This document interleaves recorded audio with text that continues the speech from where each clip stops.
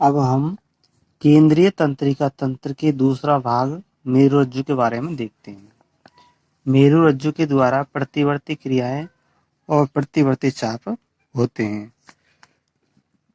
जब हमारे शरीर का कोई अंग अत्यधिक गर्मी, ठंड, नुकीली वस्तु या जहरीली अथवा डरावने जानवर के संपर्क में आता है, तो उस अंग को अचानक हटा लिया जाता है। और इस तरह की जो क्रियाविधि है, यह अनैच्छिक क्रियाविधि है। जैसे ही नुकीली चीज से हमारा कोई पैर लगता है, छूता है, तो हम उसको तुरंत हटा लेते हैं। और यह क्रियाविधि क्या है? एक अनैच्छिक क्रियाविधि है। जो परिधीय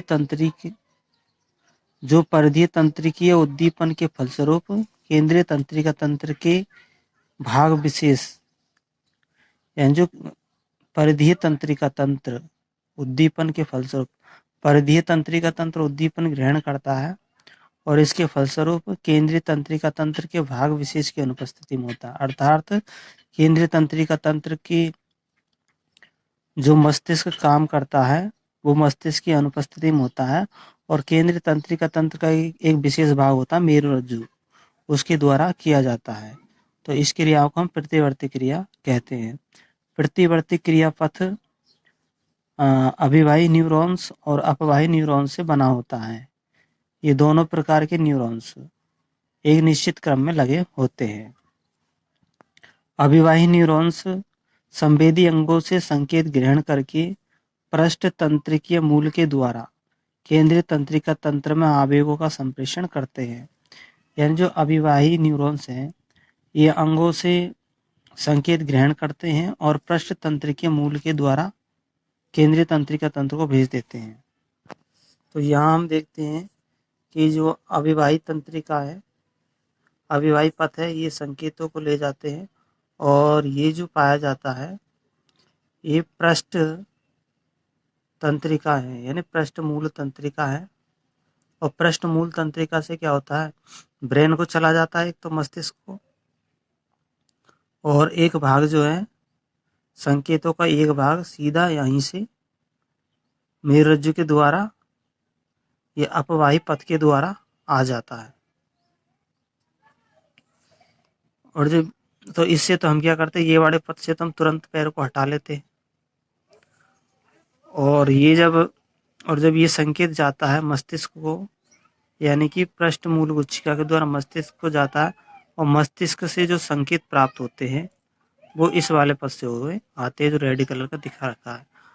तो मस्तिष्क डिसाइड करता है कि पैर को हटाना है या नहीं हटाना है। तो ये डिसाइड करता है बाद में। तो फिर हम पैर को फिर से वहीं पर लगा सकते हैं और या फिर हटा सकते हैं। तो मस्तिष्क को संकेत पृष्ठ मूल गुच्छिका भेजती है। तो ये जो पथ बनता है, ये होता है प्रतिवर्ती क्रिया, और जो ये वाला पथ है, ये प्रतिवर्ती क्रिया में नहीं आता, जो लाल कलर का दिखा रखा है।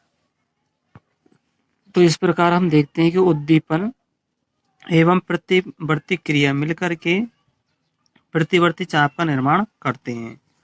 और इसका एग्जाम्पल दे रखा है नी जर्क रिफ्लेक्शन, यानी कि घुटने को मोड़ लेना तुरंत ही।